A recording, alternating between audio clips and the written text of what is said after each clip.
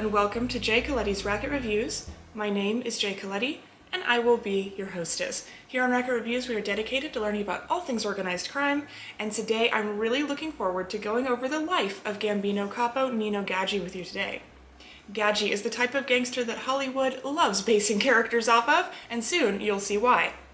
If you're enjoying the channel and would like to become a Racket Reviews patron, please head on over to that Patreon account and join the Coletti family. Now, without further ado, we have much to discuss, so let's get right to it. Antonino Nino Frank Gaggi was born in Manhattan, New York on August 7, 1925, to Sicilian immigrants Angelo and Mary Gaggi. Nino was the youngest of 3 children. He had an older brother named Roy and an older sister named Marie.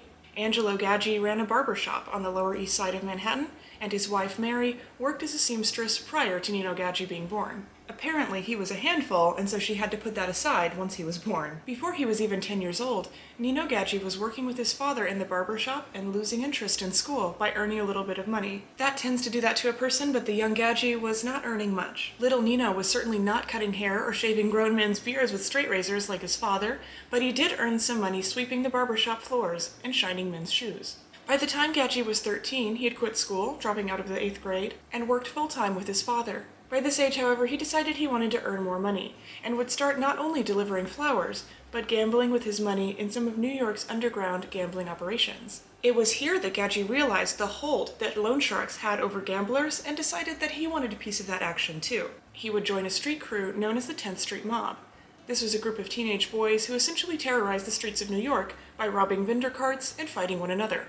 What made this even better for Gaggi was the fact that he had a family connection to organized crime already through his father's cousin, Frank Scalise, or Scalise in Italian. Scalise was already an important made member of the Gambino family and, in the near future, would ultimately become the underboss of the family. Scalise was Gaggi's hero and gave him bragging rights among his peers. Gaggi would always say that his 2 goals in life would be to be like Frank Scalise and to die in the street with a gun in his hand. Only one of these 2 dreams in Gaggi's life would be realized. It was also at this time, as a young teenager, that Gaggi began really struggling with myopia, or nearsightedness, and a sensitivity to light. Not a great problem to have as a barber. Because of this, Gaggi would begin wearing the tinted prescription sunglasses that would become iconic. The Gaggi family would at this point move to a small farm in New Jersey and leave the city. Gaggi's brother joined the army to fight in the war. By 1942, at the age of 17, Gaggi was restless on his family's quiet New Jersey farm and would attempt to follow in his brother's footsteps and pursue a life in the military, but his nearsightedness kept him from enlisting. By the next year, the Gaggis had moved back to New York, and Angelo was once again working as a barber, Mary and Marie found work in a dress factory, and Roy Gaggi was discharged from the army due to an injury. When he came home, he worked as a peanut dispenser salesman. Nino Gaggi was back in his element. He thrived on the hustle and bustle of the city, and would almost immediately reach out to Frank Scalise to find work in New York's underworld. Scalise would help his little cousin by getting him a job at a truck dock, where he would quickly work his way into a manager position. Soon after that, Scalise assisted him further by allowing this to be a ghost job, or a job that exists on paper but doesn't actually require the listed employee to show up for work. By 1945, at the age of 20, Gaggi was no longer working there and only received checks. Ghost jobs are created to avoid tax evasion charges. They allow mobsters to pursue their careers as criminals, without the hassle of having to explain their income to the IRS. Essentially, ghost jobs are meant to cover for one's ill-gotten gains. Gaggi would use this position to move into loan sharking, a career in which he would thrive, as well as other criminal pursuits under the tutelage of Frank Scalise. Marie Gaggi, then Santa Maria, would give birth to her son Dominic Anthony Santamaria on July 17, 1947. Marie's husband, Anthony Santamaria, was a boxer and never really got along with the Gaggi family. Nino Gaggi really lost interest in his brother-in-law when he refused to defraud the insurance company in 1950 by staging a car accident. Santa Maria would soon become estranged from the family. Marie would go on to marry a man named Anthony Montiglio, whose surname her son would take, making him Dominic Montiglio. In the meantime, however, Nino Gaggi stepped up as Dominic's surrogate father and trained him up in the ways of Cosa Nostra. Even though his brother-in-law had refused to defraud the insurance company, Gaggi was still convinced that there was money to be made in the illegal car business, and he was right. By 1954, Gaggi was 2 years into an illegal trade of stolen vehicles scheme. Within this operation, he and a couple of his trusted associates would create fake registrations for cars that they would pay thieves to steal, primarily Cadillacs. They would change the vehicle identification numbers, obtain legal license plates with illegal paperwork, and sell them, making a huge profit.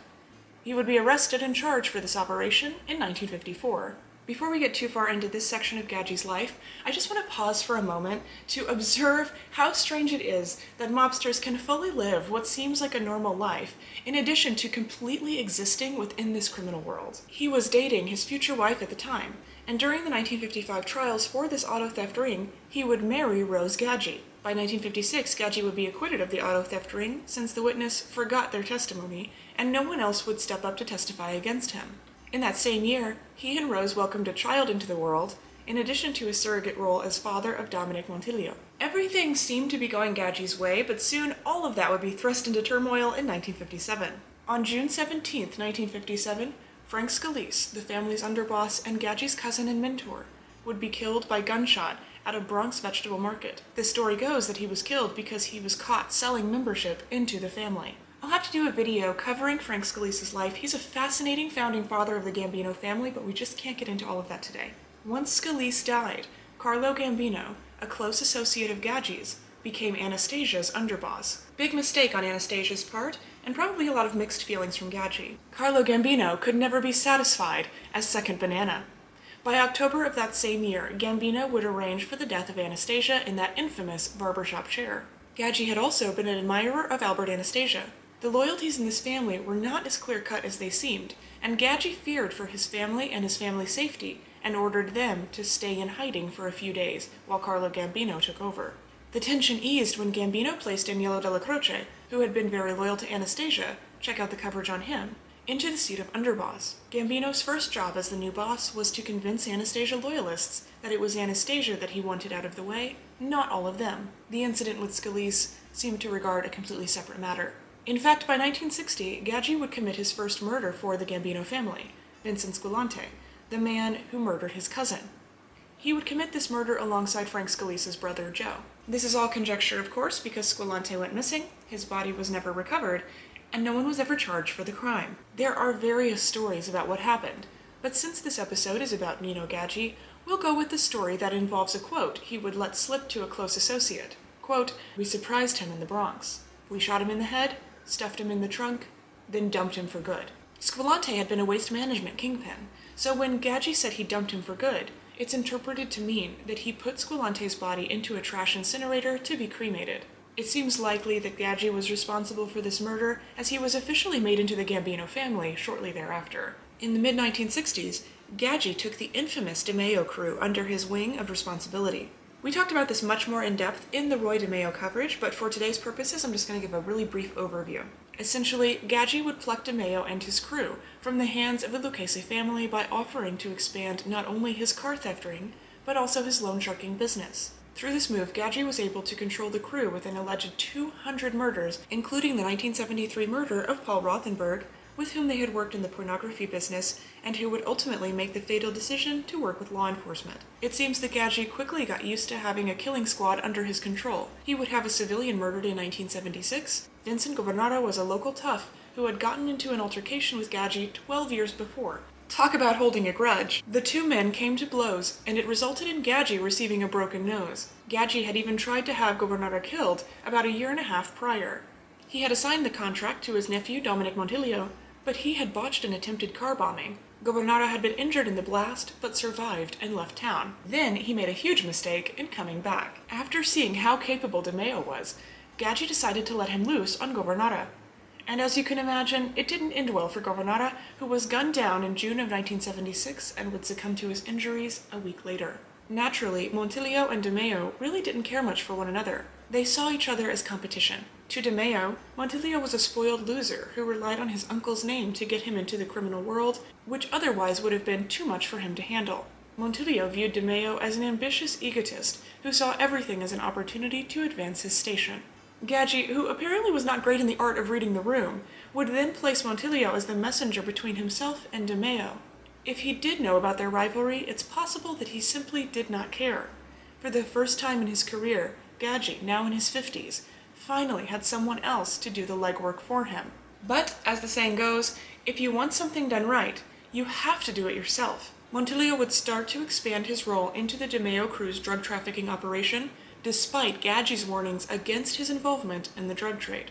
1976 was also the year in which Carlo Gambino died of natural causes. This meant that the family had a new boss, Paul Castellano, and a new set of rules: no drugs. This rule was roundly ignored, except when politically convenient, but it might have been beneficial for Montilio to have heeded Castellano's warning as well as his uncle's. Montilio, in association with the DeMeo crew, would soon not only become involved in the drug trade, but become a drug addict himself. Gaggi was close with Castellano, and would soon be promoted to capo to fill in the opening that Castellano left when he jumped to boss. Although Della Croce remained underboss of the family, many suspect that Gaggi wanted to stay in Castellano's good graces so as to fill that underboss role himself someday. Gaggi would push Castellano to approve making DeMeo an official member of the family. Castellano was resistant to that idea, since DeMeo was not of Sicilian descent and had proven to be quite violent and reckless in the past, but he eventually agreed. Gaggi would be charged with racketeering, fraud, and conspiracy in 1978, with evidence coming from a wiretap. Fortunately for Gaggi, he never said anything incriminating and got acquitted. James Ippolito. Again, check out the coverage on Roy DeMeo if you want more context for what's going on in the situation. Wanted to make moves in the Gambino family, and essentially tattled to Castellano on Gaggi and DeMeo for their involvement in the drug trade. But that plan backfired. Castellano sided with Gaggi and DeMeo, giving them the green light to take out Ippolito. On October 1st, 1979, Gaggi and DeMeo would shoot and kill Ippolito and his son, who was also involved in this tattling operation because he believed he was getting cut out of some money that the crew was making through the drug trade. Police arrived on the scene and opened fire. DeMeo escaped, but Gaggi was injured in the shootout and arrested. He was charged with murder and attempted murder of a police officer and sentenced to 5 to 15 years behind bars. While Gaggi was put away, DeMeo stepped into the role of acting capo. Through jury bribing and the appeal process, Gaggi would be released from prison in 1981, just in time to see all of his life's work fall apart. Montilio, Gaggi's nephew, was a hopeless drug addict at this point, and DeMeo's crew was failing. Investigations were opened on DeMeo's auto theft ring, and Vito Arena, a latecomer to DeMeo's crew, would turn state's witness, pointing a finger to both DeMeo and Gaggi. Castellano would order the death of DeMeo, a contract no one was willing to take, until finally DeMeo's own crew turned against him and killed him. After DeMeo's murder, Montilio would spill his guts to the government to avoid charges. His confessions would lead to the arrests of not only Gaggi, but boss Castellano as well. On February 25, 1984, Gaggi would be indicted on multiple murder and racketeering charges. While he was battling the court system, Castellano would be gunned down at Sparks Steakhouse on December 16, 1985, and John Gotti would take control of the family. Gaggi was convicted of conspiracy to sell stolen cars in 1986, and his murder trials, regarding the murders of 25 victims, were to take place 2 years later. However, Gaggi never had his day in court.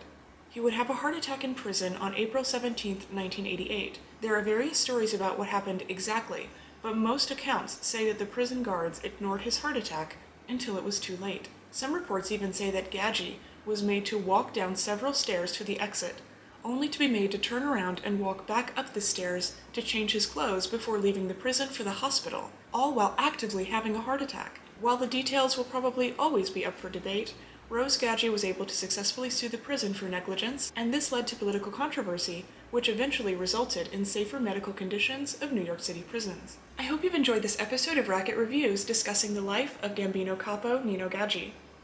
Gaggi was a gangster through and through, and his dream was to have died in the streets with a gun in his hand. Unfortunately for him, he died instead as a neglected prisoner. Make sure to let me know in the comment section below or on Facebook and Twitter what you think about Nino Gaggi. Also, don't forget to utilize the comment section and social media to let me know about who or what you would like to see covered next. I always love hearing from you, and I'm always happy to investigate. Make sure to like, subscribe, and click notifications to get more Mafia content sent directly to your sub box. Ciao!